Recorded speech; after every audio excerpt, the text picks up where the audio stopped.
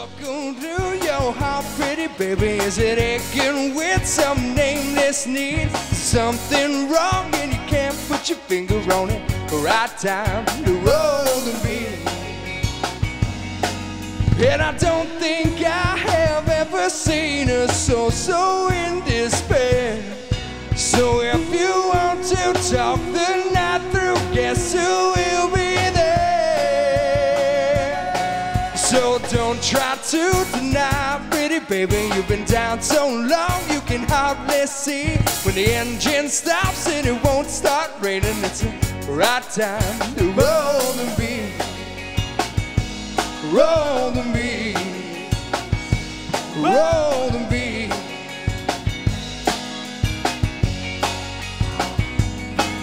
And I don't think I have ever seen a so in despair.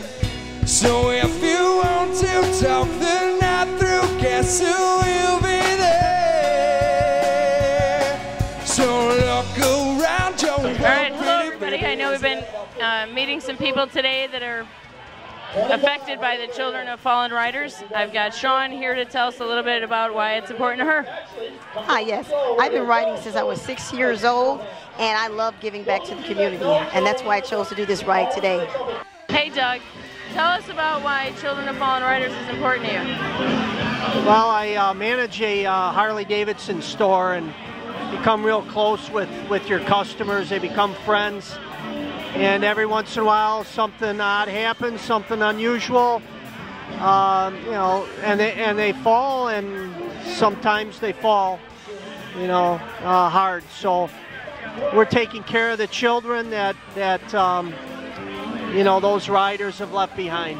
Simple as that. That's awesome. Now I know you're with Woodstock Harley.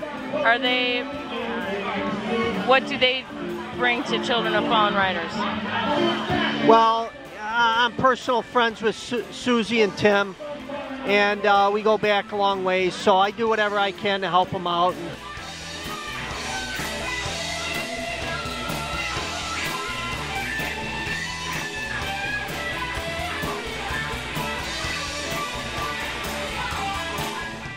Okay, today we've been talking with people that have reaped the benefits of Children of Fallen Riders, some that are just here to support the cause. Today we've got Jen and John here to tell us why they like Children of Fallen Riders and why it's important to them. You gotta hold it close to your mouth. Okay.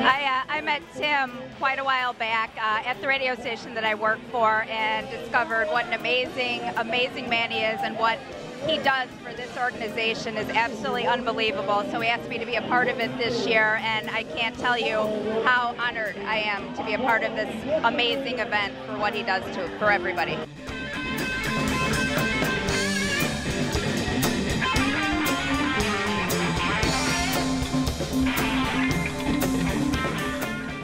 Well, we're very blessed to be part of this whole thing, and it's a great organization. It's a great get together, and it's a crappy day, but we're here. We're here.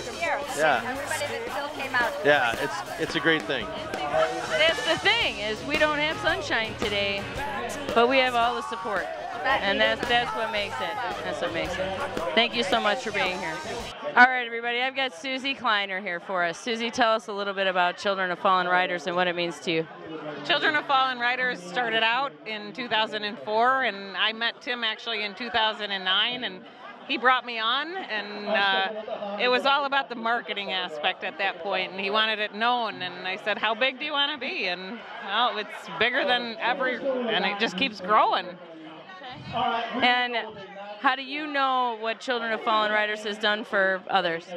I actually am the first line of people coming in. I get the emails, I get the phone calls, and I'm the ones that talk to the parents that lose children, wives that lose husbands, families that lose loved ones.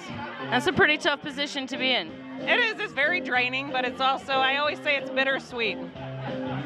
Amazing to see what a charity can do for an individual family. It absolutely is, and we have one family here that father was riding home from his 4-month-old baby's christening, and we helped his girlfriend out and the 4-month-old baby, and that's what we're all about. That's awesome, truly awesome. Thank you, and I hope you guys keep doing this for a long time. We shall.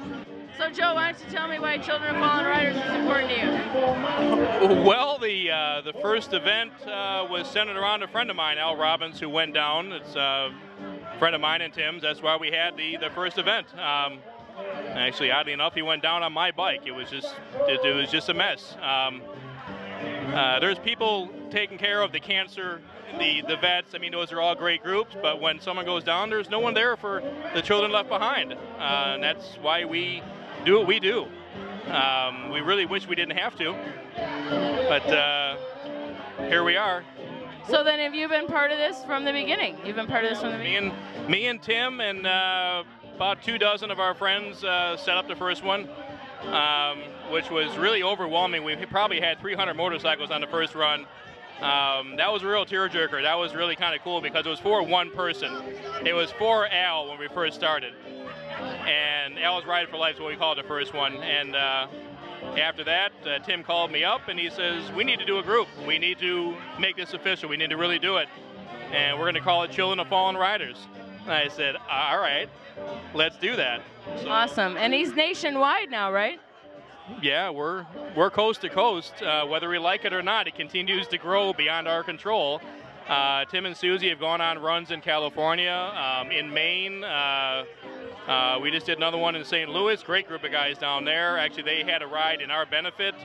I mean, that's kind of the cool thing is people are coming up to us and wanting to do rides for us. That's wonderful. I mean, other people are seeing the need. It's a great thing. So. Well, that's awesome. I mean, truly, you don't see people paying attention for motorcycles the way they should. So to have everybody in one place going for the same thing is truly amazing. And to know that there's a charity to help the family who's just lost their father. That's amazing. We really wish we didn't have to do this, but there is a need. We're here as long as we have to be. How many families have you helped out? I think over 50. We've helped a lot. We're working with some families now. It's a bittersweet charity. We work very, very hard. I wouldn't say only. These families feel amazed that you've been able to help them. God, yeah, they are. And you know, somebody's got to be there. Bikers raise more money in this country than any other kind. And when one of them goes down on a bike, there's nobody there for him. And I changed that. I lost a friend in '04, and nobody was there. We had a bike run. I lost another friend in the beginning of '05. Nobody was there. We had a bike run. I started realizing that somebody had to help those that help everybody. And I do it out of my heart. That's awesome. That's awesome. And look what you've done. Yeah. Look what you've done. We have a good day. I appreciate the videographer coming out. I thank everybody for coming out today. And this is going to be a fun day. We got Anthony Gomes, Bloodline Blues, and a pretty lady. You want to dance with me?